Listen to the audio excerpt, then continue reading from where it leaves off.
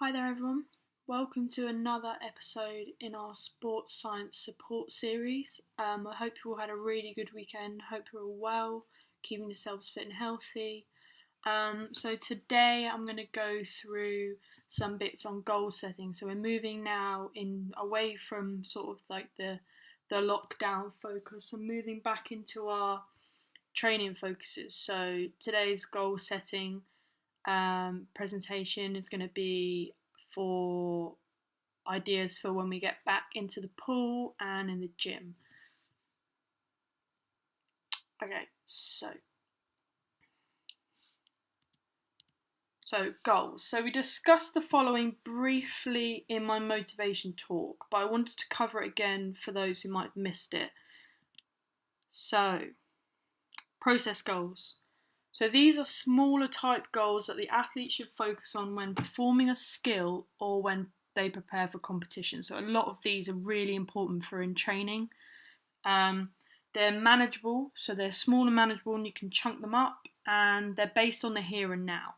So for example, these could be your goals for your training session. How many kicks are you going to do off the wall? How many strokes are you going to do per length? How many breaths are you going to take per length? Things like that.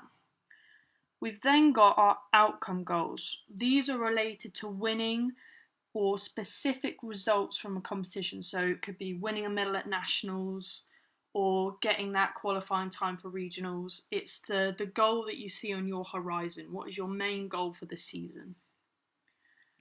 So when setting goals, everyone's going to have their own way of setting them, but it's important to understand how to set them properly. It's crucial for getting through your training schedule with the motivation and the drive you need to do well and achieve. Too often we just go through the motions, swimming up and down because our coach has told us to, rather than actually engaging properly with the session. What are you going to get out of it? Will what you put into it push you towards that goal that you want? Will the application of your process goals in the session today help you achieve that major goal when it comes to competition time? So, SMART goals. So, SMART goals are set by coaches and athletes together and are to be put in place for the entirety of the season. Once a season goal gets achieved, the swimmer can evaluate their progress with their coach and then start to set bigger and better goals ready for the next season.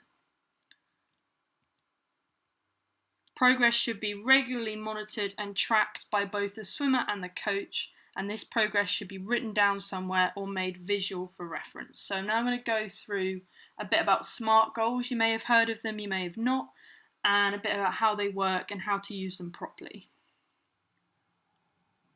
So the first letter, obviously in SMART, is S, and this stands for specific. So this means making sure that each goal is clear and well defined so that you and your coach know exactly what it is you want to achieve. Then you can create your plan for success. Start by considering the questions of W. So in my eyes, these are what, where, when, and why. What do you want to happen? When do you want it to happen? Where do you want it to happen? And why do you want it to happen? So these are some nice easy examples here. And for all of them, you can put the why in at the end. So I want to break the minute for my 100 freestyle by regionals this season. I want to squat 100 kilogram 1RM by September 2020. I want to swim my 50 freestyle in under 27 seconds by June 2021.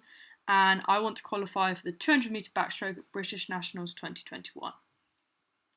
So remember to include emotion. So how would you feel if you accomplished this goal? Would you feel ecstatic, proud, strong? How would achieving that goal make you feel? And tag that on to the end of it. So I want to squat 100 kilogram 1RM by September 2020, and this will make me feel strong or stronger. We then move on to the M, which stands for measurable. So include dates in your goal setting as well as target time. So it kind of links in with being specific. You want to know exactly what it is you want to achieve so you can measure your progress in the lead up to it and see how far off you are. So, for example, I want to break the minute for a 100-meter free by January 2021. By detailing that you want to have achieved this by January, you can keep assessing your progress up to this point. You also know that you want to go under the minute.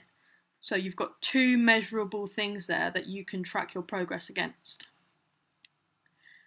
You can then start to ask yourself some of these questions. So how do your races leading up to January measure up? Are you on track?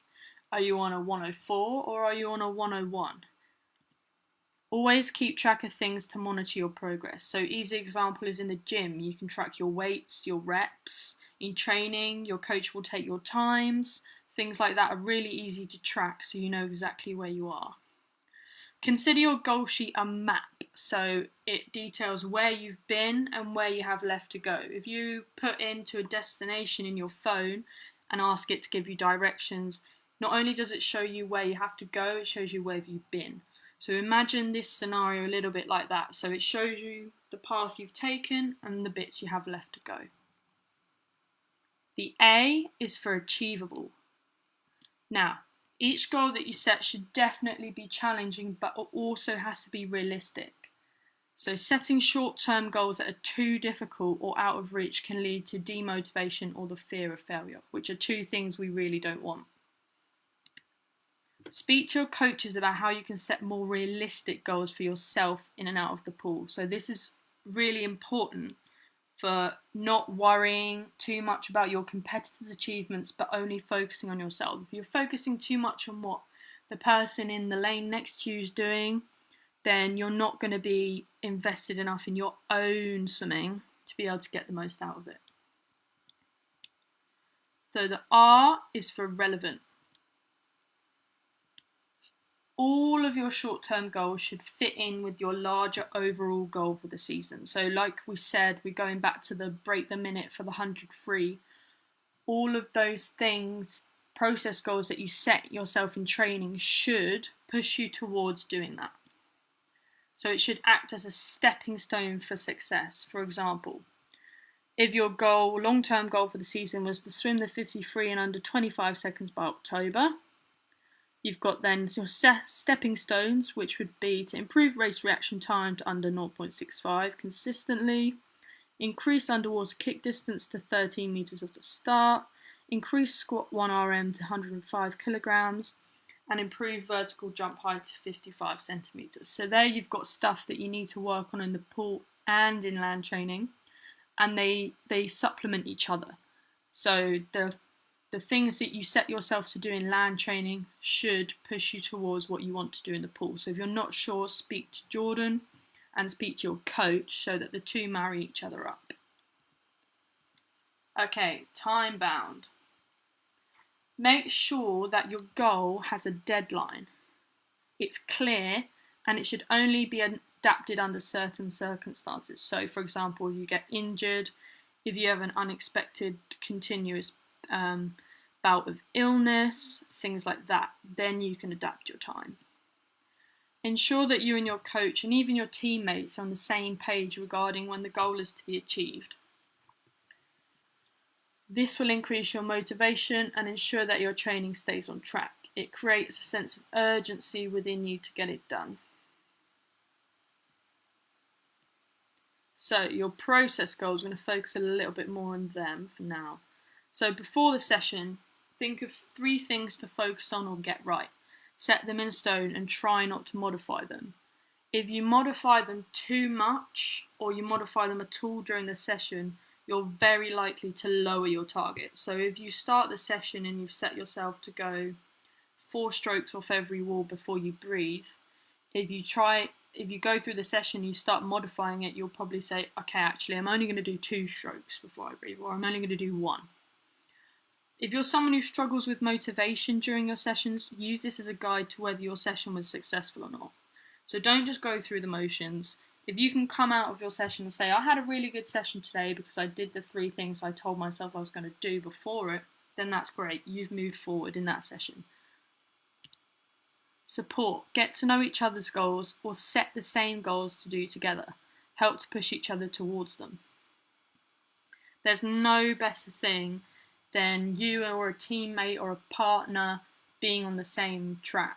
So a lot of the time, a lot of you might realise that when you do things such as gym or run, things like that, with another person, it's a lot easier to keep yourself going. This is the same sort of thing. So, for example, some process goals you could have: keep a consistent kick count, keep a consistent stroke count, breathing in and out of the walls, no stopping during pre-pull, be specific, use values, so 5 kicks off every wall without breathing in any red zones, for example. Try not to mistake being busy for productivity. Ask yourself whether the action you're doing is going to actually take you closer to your goal. So going through pre-pull a bit, lacking energy, just doing what Jordan's telling you just because if you don't you'll get told off, that's not productivity, that's just keeping yourself busy.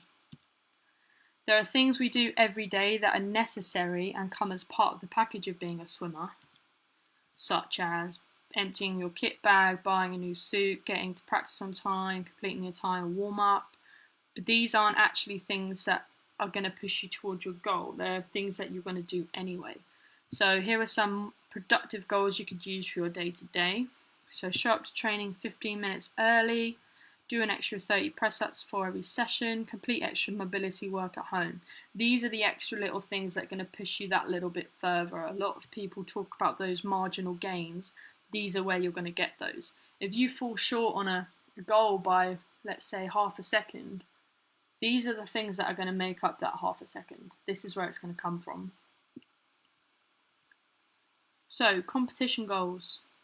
Process meets. So these are for focusing on technical and process goals. They're usually done in the middle of a cycle in hard training with no taper. So here we are not focusing too much on our time, but we are focusing on how we swim the race. So imagine it as you've got your main show is regionals and you've got 3 competitions before then. Each of those 3 competitions is a dress rehearsal, okay? So you're allowed in those dress rehearsals to focus on your technique, your performance, how you're going to do it, with that main show being regionals. That's where the time matters. So always follow what I like to call the 3 R's. Race well, reflect on what you achieved, and then reset those process goals for training or future races. So swim your race as well as you can. Come out, talk to your coach. What did you achieve? Did you achieve what you wanted to achieve? And then reset. What can you do the next week in training or the next competition to make sure we move forwards? So like I said, training is your rehearsal space. You work on your routine and practice it. Racing is your final performance. You follow the script as much as you can to the letter. Why should I track my goals? For motivation, so seeing improvements will motivate you to keep going. It will allow you to know when you need to rest or recover and have patience. If your times in training stall or plateau, this could be a signal to ease off and let adaptations take place at your coach's discretion. But how will you know this unless you track? It allows you to have a more realistic expectation in the build-up to race day and understand how quickly you as an individual can progress, which makes setting new goals even easier. If you know you're someone who, at the start of the season, can get back up to full fitness quite quickly, that gives you a realistic prospect that you're probably going to swim quite quickly before Christmas. That sort of thing. Evaluating my goals.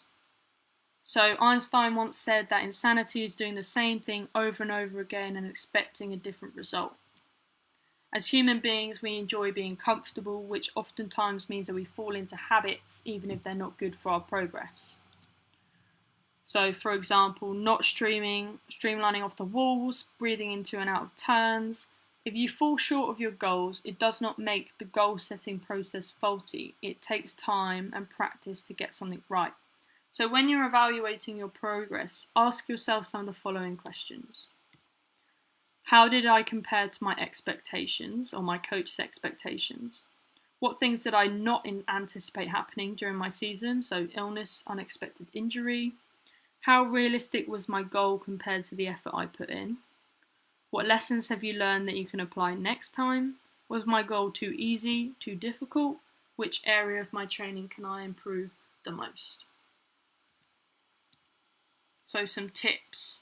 Write your goals down somewhere you'll see them every day. Phone screensaver, post-it notes, laminated sheets in your bag. A good thing about laminated sheets is you can actually stick them to the pool wall during training so you can see those all the time. Tie all of your goals together. So land training, pool work, mobility and nutrition, something we haven't spoken about yet but is really important. Set your goals prior to training or competition. Try not to modify or set them as you go along, as you'll lower your targets. Share your goals with other people, teammates, family, coaches. Help to support each other in pursuit of your goals. Regularly monitor your progress and record it. Learn from the process so that you can improve it every season. It's going to take time for you to get it right, but if you start early, then you've got a really good chance of being really good at it by the time you're a lot older. Be patient and stay on track. Okay, so that's all I have on goal setting today. Obviously, if you have any questions, send them to gcscquestions@gmail.com or post them in the comments section and I'll get around to answering them. Thank you for tuning in. I hope you all keep well and make sure you tune in to Kate's talk on Wednesday. Thank you.